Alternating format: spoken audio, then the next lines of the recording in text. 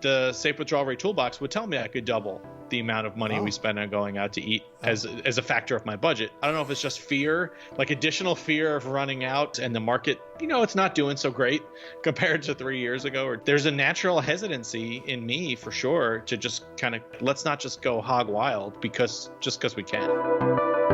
Two lifelong friends document and share their personal stories as they seek financial independence and to retire early. One reaches FIRE in 2020 during a global pandemic, inspiring the other to play catch up. This is Two Sides of FI.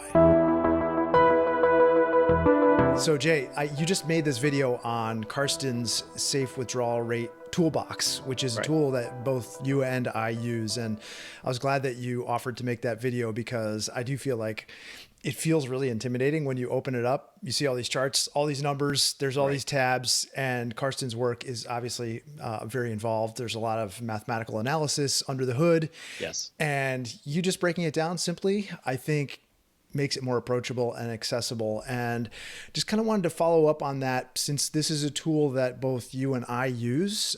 Me planning my retirement and how I'm going to draw down my portfolio. Yep.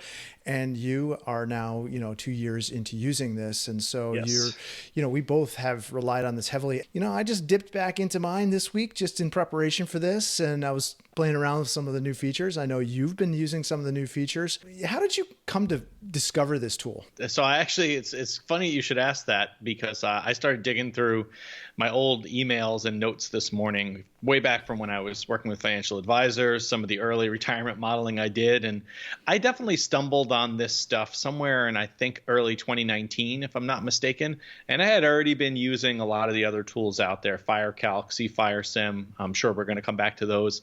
And then came upon the Safe Withdrawal Rate series and, discovered it in part 7 of that series while I was charging through all the articles. And, it's something I kept coming back to, something I would ask other people their opinions about. So it went from being something that was just interesting and something I was trying to learn about and seeing, doing my math 1,000 different ways. Was it another valuable piece of that? It went from exploratory to now it's really my primary tool. So it's been quite an evolution over the last almost 4 years now, I guess. There's so many calculators online. And when you first find out about the FIRE movement, you I think kind of try every one of them. And obviously one of the prominent ones that bubbles up to the surface is cFIREsim, right? That's a, it's very graphical, very simple set of inputs.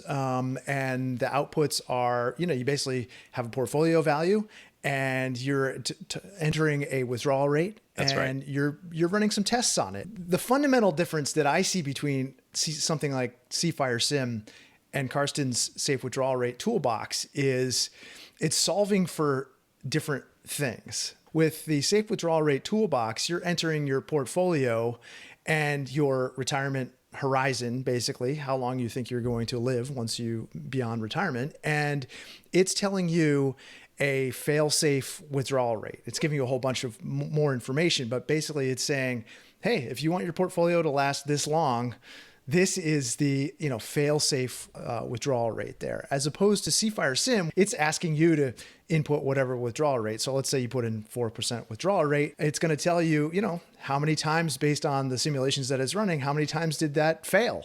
That's a full drawdown of your portfolio. That's right. Yeah, they're tackling a similar question, but approaching it from different angles. Different. One, like you said, cFIREsim does require you to a priori say, this is the amount of money I think I want to take out every year. How am I going to do?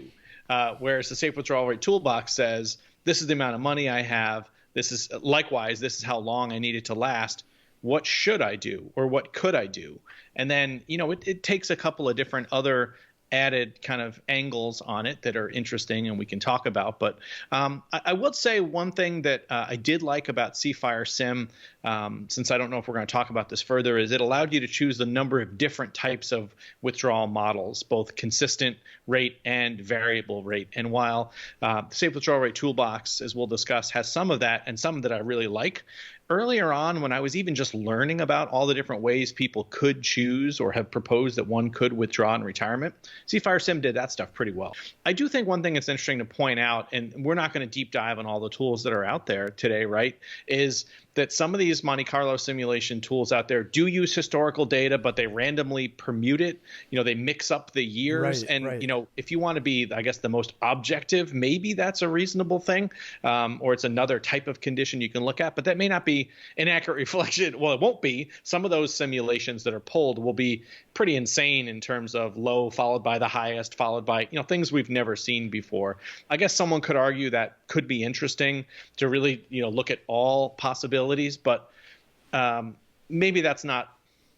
I mean, if you look at how Karsten talks about this, actually, he uses the analogy of, traveling in and out of San Francisco, and you're going to be traveling during rush hour. But if you look at the probability of you landing in a traffic jam over any 24-hour period, you know that you're going to have traffic at very high volume of traffic at certain hours, right? You do the probability over a 24-hour period, and you find, well, it's 4% chance you're going to be in traffic. But if you're going to be traveling there between 7 and 9 a.m., it's 100% probability that you're going to be in traffic. And that's what I think he's trying to say with these kind of conditional probabilities. It's not really a random walk. There are periods where you have, strong momentum in either direction. And so to just completely discount that is very hard to do. So, he's made some great arguments, and I think you and I both buy into that, which is why I don't know if this is the only planning tool you're using anymore, but it's almost exclusively the one that I'm using currently.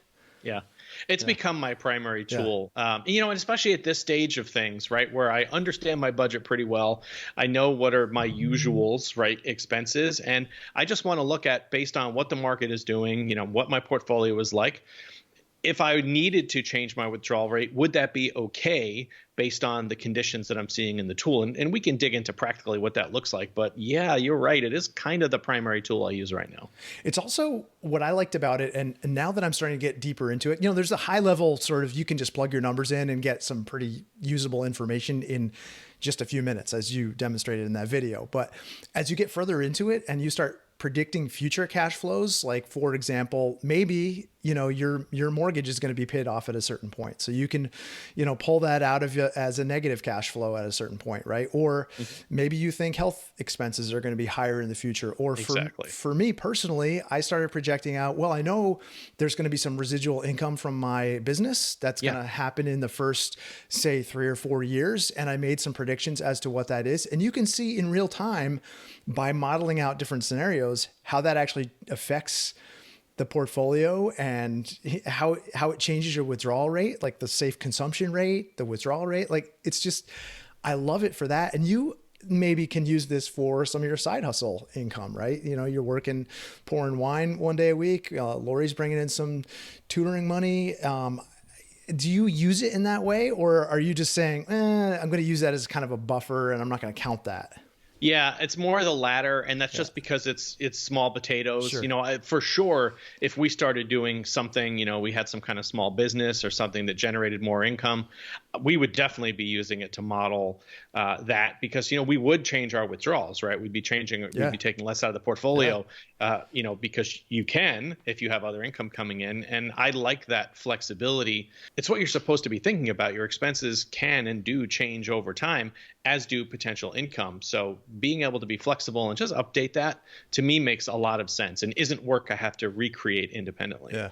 The other thing I really appreciate about this is it's kind of a window into Karsten's mind. We spoke to him and Fritz recently about the bucket strategy and his opinions on the bucket strategy as being window dressing, and Fritz using it in a sort of different way.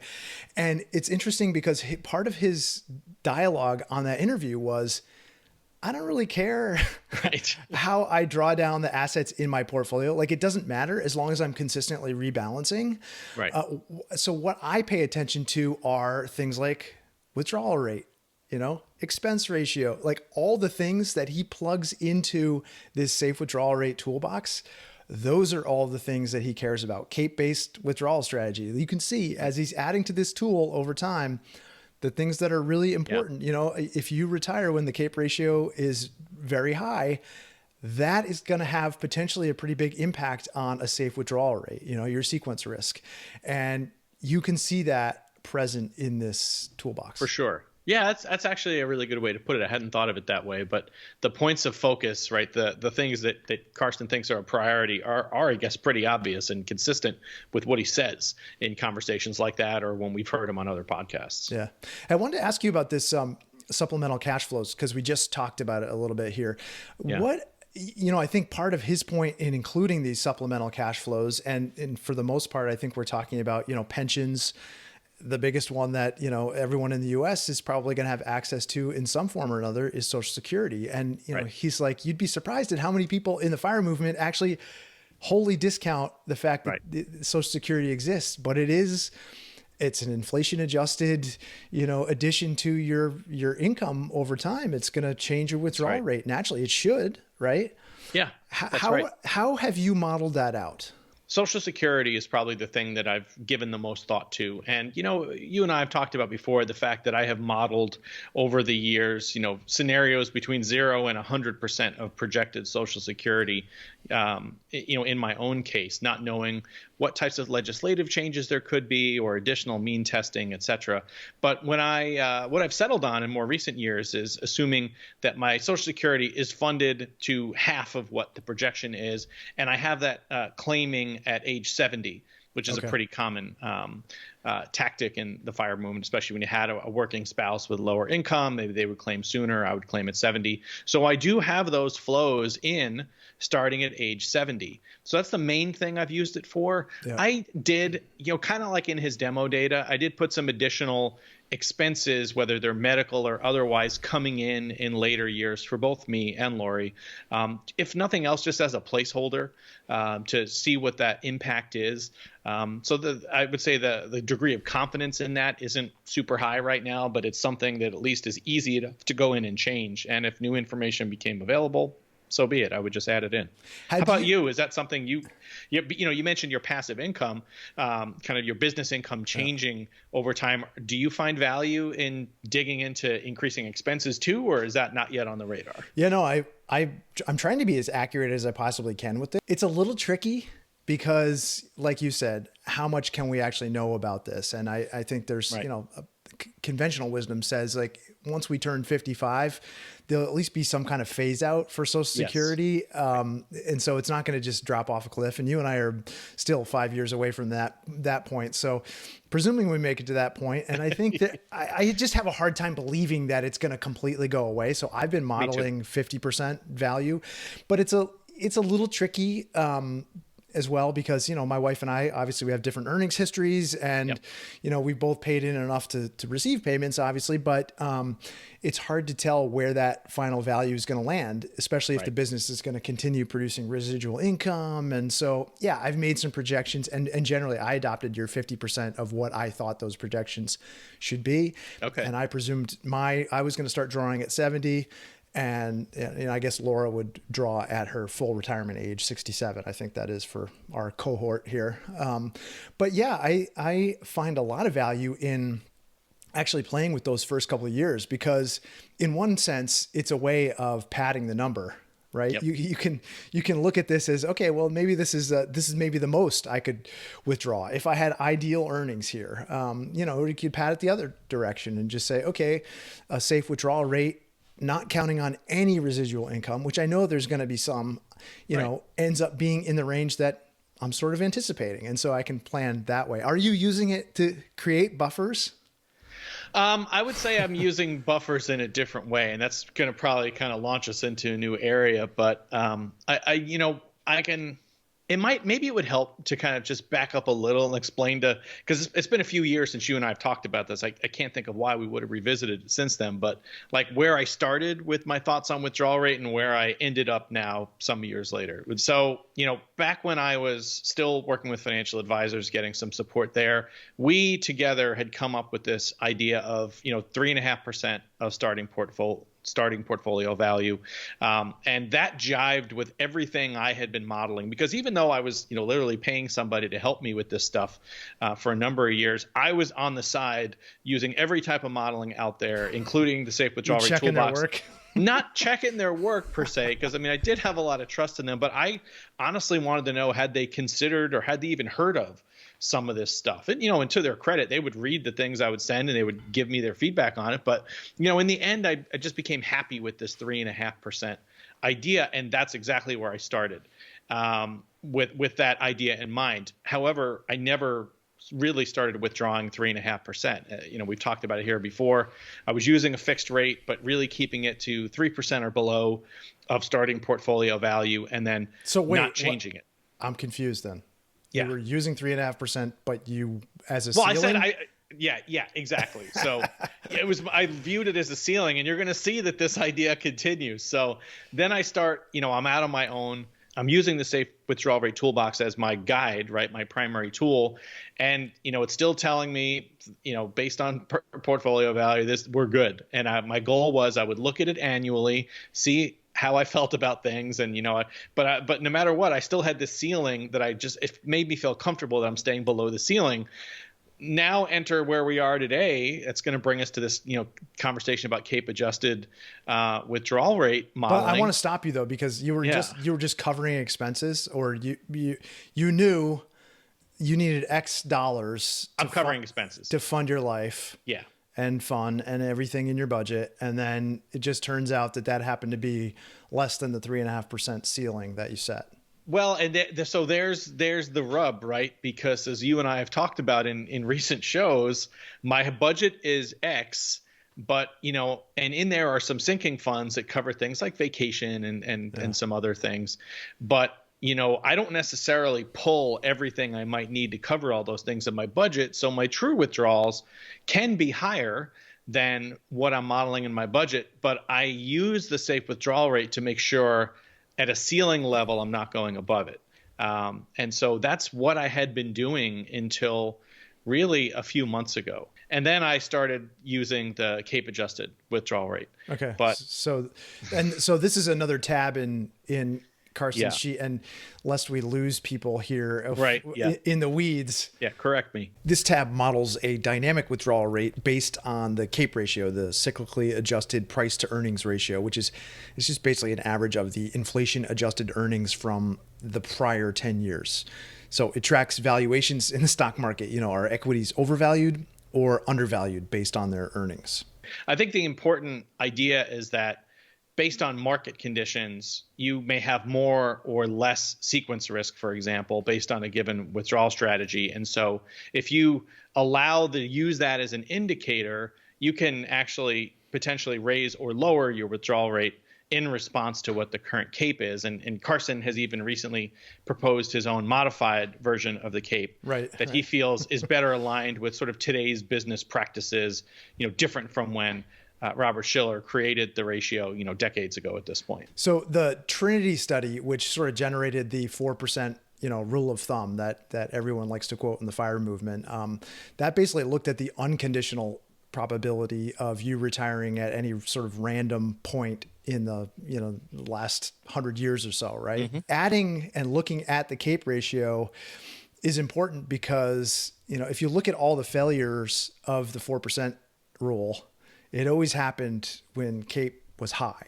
right? Yep, over 20. I think over Carson 20. Said it's 100% of the failures are CAPE over 20. So you'd be kind of crazy not to factor that in. Use that as, your retirement is conditional on a certain set of market conditions, right? And so you want to be looking at those numbers and the market conditions at the point of retirement, which is, I was going to ask you, did you ever go back and look at your actual retirement date and what the CAPE ratio was then, and then compare it to what his withdrawal rate would have been? I didn't, but you're right. You're actually making a good point, kind of underneath all this. And it's like, not everybody, I feel like people could be tuning out right now. Yes. Yeah, because totally. Not everybody is actually interested in market dynamics at all. And that's, I think, one of the nice elements of the Safe Withdrawal Rate Toolbox is you could just use that kind of first column. If for people who've watched the tutorial, and if they haven't, they should really see part 1 of this. That's the safe withdrawal rate, right? All years, it's saying this is the fail safe, and if you choose the 0% failure rate, there's your fail safe, right. Whatever that number is, 3.25% or whatever you look at. you don't ever have to consider, conceivably, you don't ever have to consider the impact of what market dynamics are. You could just go with that. But if you're willing to be more flexible, meaning you could withdraw more or less depending upon market conditions and really ensure that you're in line with the market, to your point, I mean, how could you choose a better strategy than to consider the CAPE ratio? And it wasn't something that was on my radar in the beginning. It was more about how simple can I keep this? Right. Yeah. Because we don't want to make it hard, right? And certainly something I could never talk to Lori about. This is just so boring to her, and she asked me not to talk about it. But in reality, it could be pretty powerful. And if nothing else, just give you confidence, right? Because at the end of the day, when you start withdrawing, I got to tell you, confidence is not always there. Right. Right. So this is something that really, I think I even told you this. There might even be a text about this. It gave me so much more confidence when I got reacquainted with the toolbox and started looking at some of these additional ways to carve up the data. Oh, yeah. Yeah. Mentally, I mean, it really helps. It's a lot to process. And also, as I think about setting a withdrawal rate, like, and planning out a life and budgeting, like, I want that number to be pretty, I don't want that to change a lot. Right. I want to know what it is, and I want to be able to increase it with inflation over time. But I don't want, when the market tanks, to have to change that a lot. And so I guess my initial take on this was like, oh no, it's another set of calculations to run. It's another thing to add to my to-do list. But actually, if you look at the number, it's not actually more work. Karsten's done all the work for you under the hood. But it does give you, like, you can maybe treat it like a ceiling, like you're doing with this, and understand that, when you're in a bear market and the CAPE ratio is down, valuations have readjusted some, that, you actually could spend more than 4%. You might be able to spend 5% or 6%, whatever the number says based on the portfolio there. And I thought that was interesting. It also is not quite as dynamic as, and I know the Bogleheads have this kind of dynamic BPW.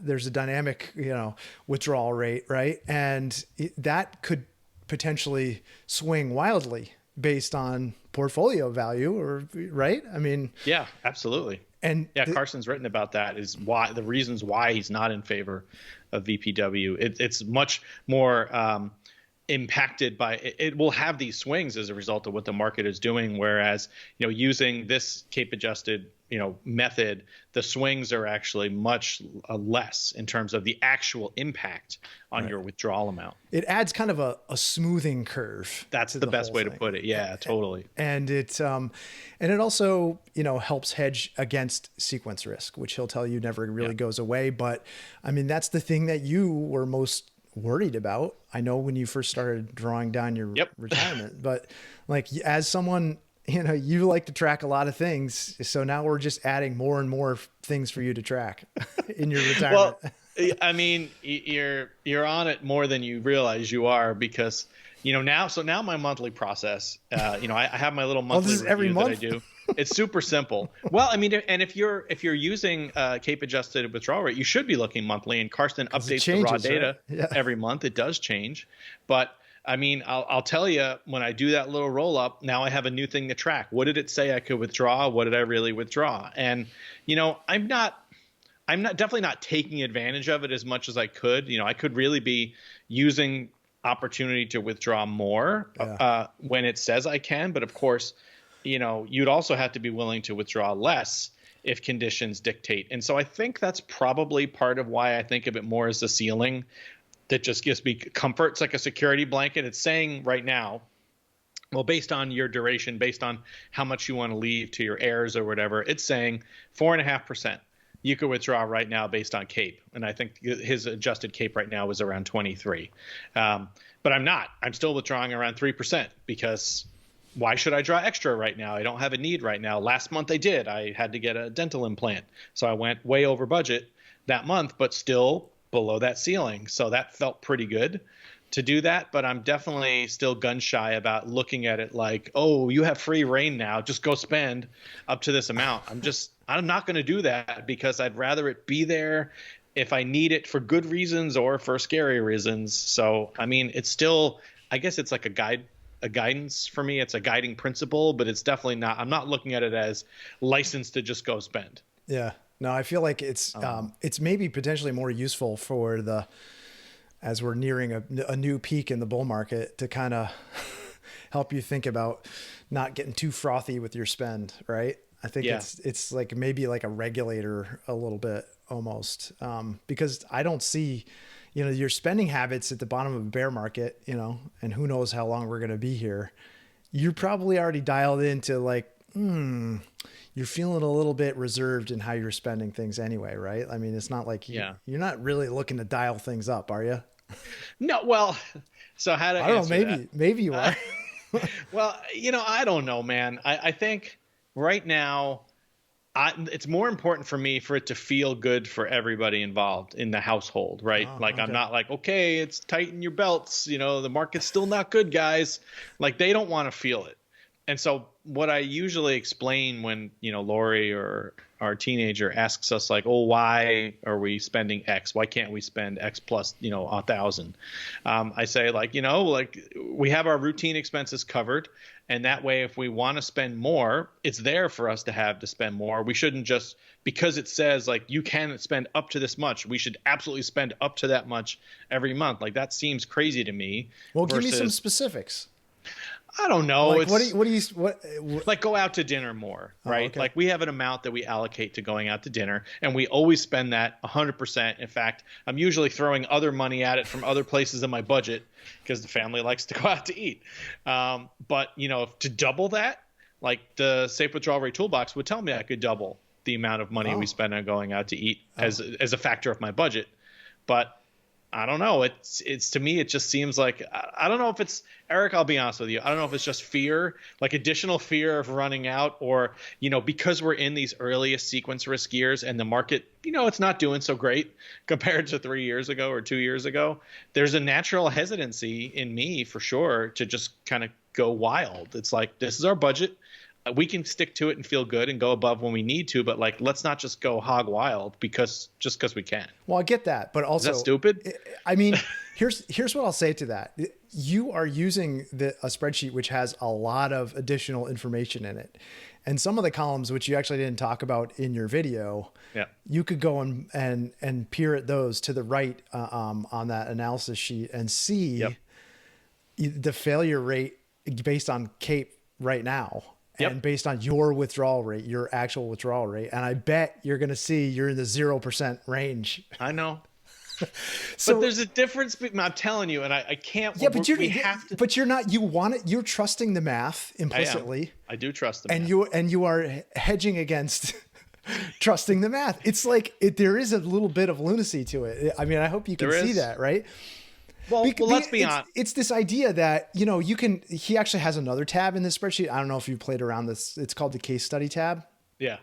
And he'll put in 1929 as like one of the word, and you can put in any year you want and test it historically and test your portfolio against whatever your current withdrawal rate is and see what happens over a period, right? I'll do it. I'll do it. I have not done that specific exercise. But I will. It's kind of homework. It's kind of fun, man, because it's even the 4% rule at this point in time. It's tested against a ward. Correct. Like these are bad conditions, and Karsten is always saying, he's like, okay, we've just had a 20% market drop. Do you really think we're going to throw on another? I know. A Great depression on top of it. A great depression on top of it. Yeah. And like in some ways you're planning like you are. Well, and that's the thing. This is the mental block that, I mean, let's face it, Eric. It's was it Fritz that said this? It came up in Fritz and Karsten's recent series about the bucket strategy. Like, it's a privileged position to be able to buffer your budget to the degree that I know I have, and to be able to live comfortably well below my safe withdrawal rate. But on the same note, it's like I don't know if that's the right thing to do. Yeah. Like, I mean, I don't feel like we're holding back, but I mean, here, I'm going to push back on that. If someone's asking, can we go out more? Yeah, sure. You're literally correct. What do you think? Of course we could. To be fair, I'm never like, Ooh, no, no, it's macaroni and cheese time, guys. We're I definitely know not I'm going not out. saying that, but you and I are very, very much alike in this Yeah. respect. And I do know that when Laura comes to me with a certain spend, so we're kind of renovating our living room, if you will. We're upgrading furniture. For the longest time we've had like an IKEA house, basically. Yeah, you did, Yeah. which I liked. Which is fine for like, when you're just getting started and you don't have a lot to put into the house. But at a certain point, like the stuff wears out and you got to Yeah. upgrade. And so when she comes to me with these things and requests, and I'm like, I'm starting to run it through my own math of like, Uh-huh. okay, if we did this when we were fired Yes. and now I got to manage and obviously we're still going to do things like that, Yeah. but my brain immediately goes to, okay, well, if I'm going to cash this in, that's going to have some implication on ACA premium tax credits. And like this, it's like this whole calculus that I don't even want to get into, when Yeah. really the reality is like, you can kind of do it. You can. Well, and this is what I'm wondering about, and I'm glad you went there because that was going to be my next question. Like, and I know this is kind of an impossible question to answer, but like if you project yourselves, Yeah. just a couple years out, whenever you think you're going to cross that line, and now you're withdrawing, and maybe you're not generating any income from your business, so maybe we have to go out another year. Can you imagine like making these decisions and what that's going to feel like? I mean, you're a cautious person, right? You measure twice, cut once, for sure. Like, how do you think it's going to feel? Yeah, well, I'm going to trust the math on this one, man. Okay, I'm you just are. going to be honest, yeah, and I started looking at some of those things exactly with that scenario. Some of Okay. his case studies with exactly that in mind, because I wanted to kind of know what that feels like. Yeah. And of course, I'm entering kind of future values of the portfolio, so it's not Right. a true, maybe accurate reflection of where the portfolio would be in a bottom of a Yes. bear market. And so, I don't know, it's the best way I can think to do it. And I felt pretty good with it. I mean, Yeah. because we do all this preparation and planning for a reason. And Yes. and if you don't believe it, how can you jump into and make this decision in the first place? It feels like a pretty big decision to Yeah. make based on math, but then get into that position Yeah. and then not trust the math. Well, So- I think there's a distinction, and maybe this is just one of those cases where you can hold two completely opposing ideas in your head. Sure. Right. I mean, I trust Carson and his Cognitive math. dissonance. That's the word. That's the expression I was going for. I mean, I'm not the one with a PhD in economics and a CFA. So I trust Carson. He's published the algorithm is used. No one has torn it apart and, sort of held him up as a fraud, despite this being out there for years now. And so I do trust the math. It makes logical sense in many respects. It's true that you can't predict insane outcomes in the future, but we have lots of insane historical data that it does hold up against. So it's not about trusting it. It's just some weird conservatism about like, whoa, you can't, you don't want to screw this up because, you don't want to go back to work, Jason, which is true. And you don't want your family to suffer, nor do you want to deprive them, but you want to be like cautious in these initial years. So I know that that's at odds with math that says you don't have to be that cautious. And I've heard that this adjustment to spending is a real thing, from other Sure. retirees, Yeah. FIRE or traditional. And so it seems silly, but I know I've gotten better over time, but I've clearly got ground to gain still. I always think it's interesting to maybe put some kind of scale behind it. I mean, what are we talking here? You're mentioning going out to eat more often. How much does that change the annual spend? Roughly. I don't know. You must a few have done the math. $1,000. I mean, that's like a rounding I know error. it's immaterial. I know like- it's immaterial. Right. But is part of your concern like, okay, well, that's step one. Then once Oh yeah, it's going to create a landslide. slippery slope. Yeah, Like, probably. What's next? We Yeah, get maybe it is underneath. trawler. I mean, here's the thing.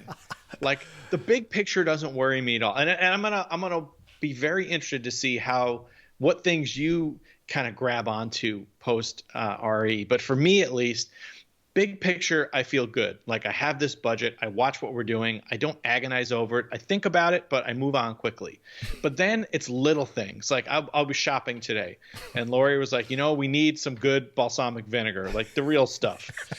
I'm like, no problem. I put it on the list. I'm in the store. I'm like, yeah, this is $15 or $20. I'm like, you know what? Like that's annoying.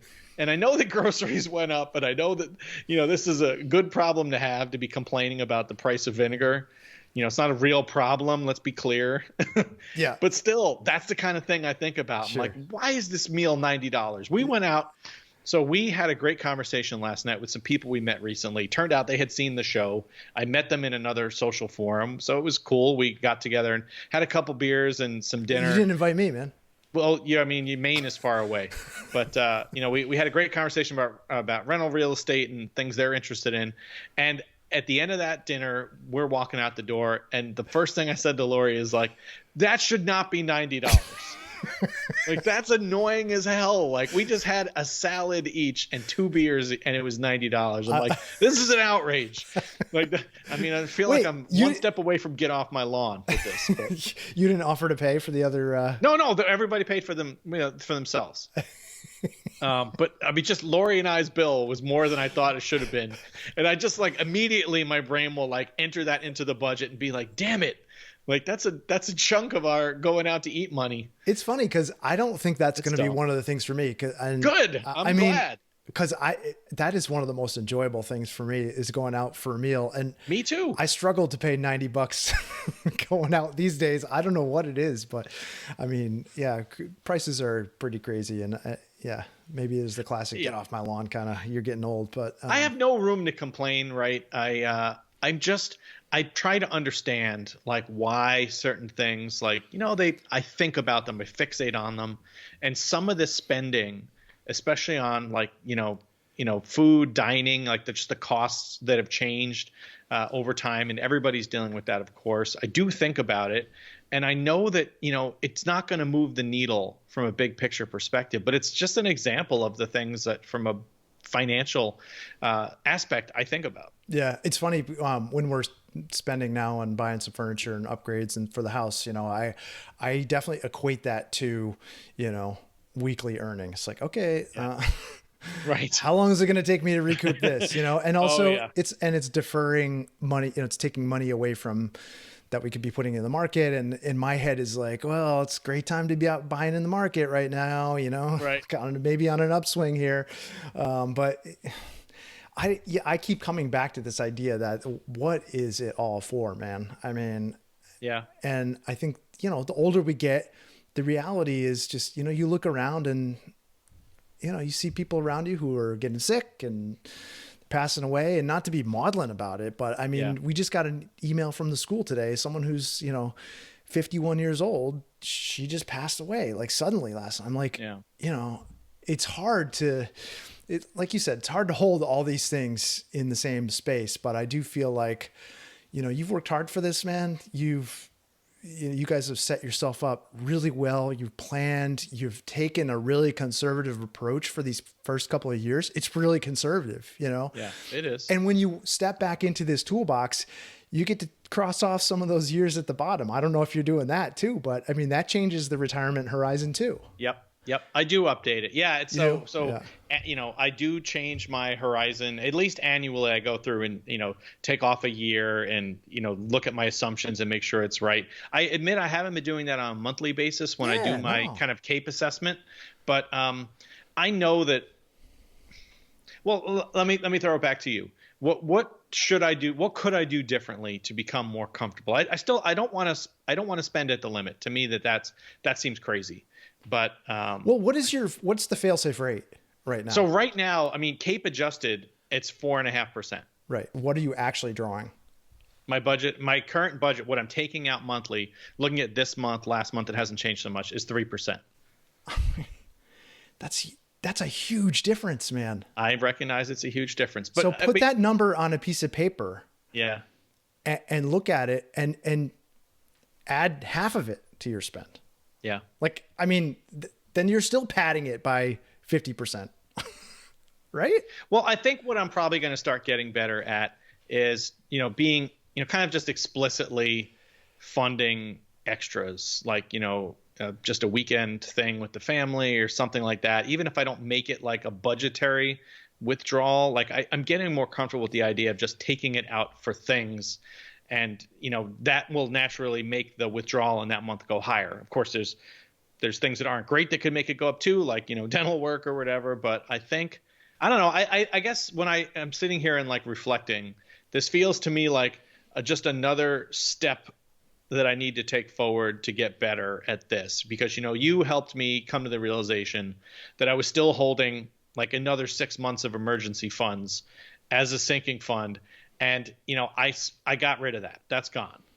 So that was a good step. I agree. I don't need 2.5 years of cash. That's not what my IPS tells me to do. I probably don't need 2 years of cash. Coming back to our conversation with Fritz and Karsten, but well, you don't effectively. I mean, I know Karsten tells me I don't. Yeah, you've got it laddered so in a way that I think is smart. I think what you're doing is smart. I just think that maybe there's another rule set that you need to come up with. This whole I don't know if it's an app or a website. It's called Stick. I don't know that one. STIKK, I think it is. Basically, it's like a habit forming app. Yeah. So, you could do your own version of this where, you fund a certain amount and you have to commit to doing a certain act, whether that's, walking 10 miles a day or whatever goal you set, it's a sales goal or whatever it is. And if you don't reach the goal and there's some accountability to it, that pool of money gets donated to a charity that you absolutely can't stand. Whatever that might be. And so maybe it's just a way I can think of a few of those. Right. And I'm not suggesting that's the right device for doing it, but it's like, you have this kind of pot of money, and if you don't actually spend it for life, it goes away. It's interesting. I wonder if Lori, your wife, was involved in this bit of the discussion. Like, I know you don't wrap her into these things, but I feel like, if she were involved in that and had some agency there, maybe this would change. Well, I mean, I think it would.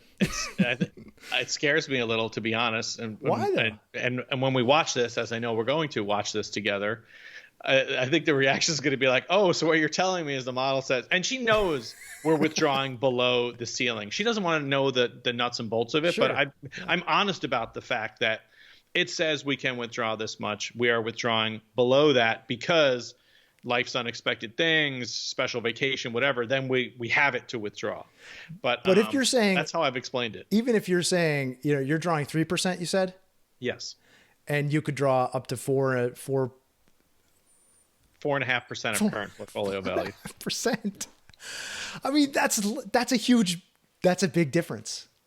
If she actually knew the money that was equated to, I think she'd be pretty surprised. Yeah, I think we're cutting this part out. You're going to make me feel like a cowboy when I start drawing my stuff down. I know. I'm just picturing you like, you're like, exactly.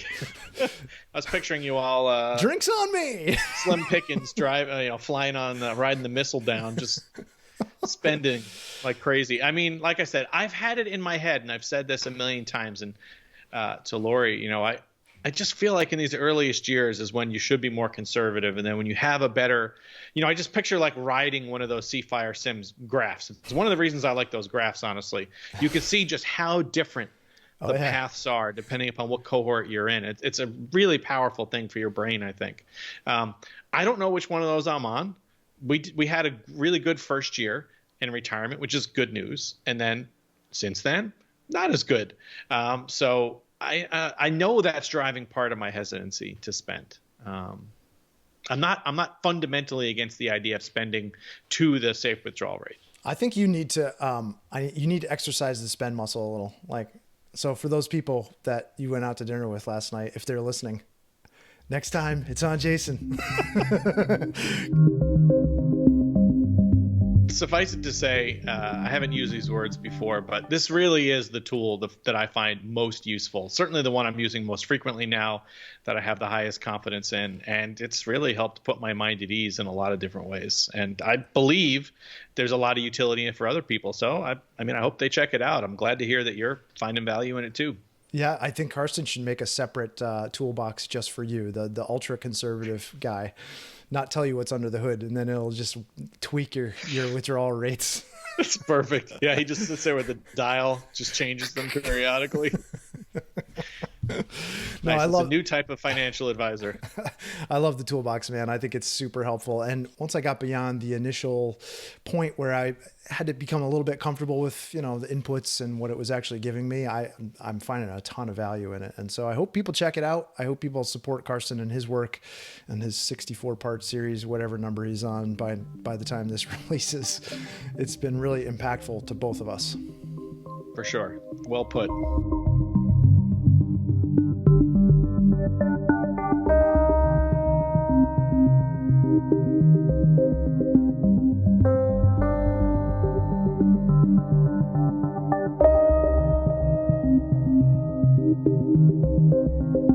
Should we hit stop?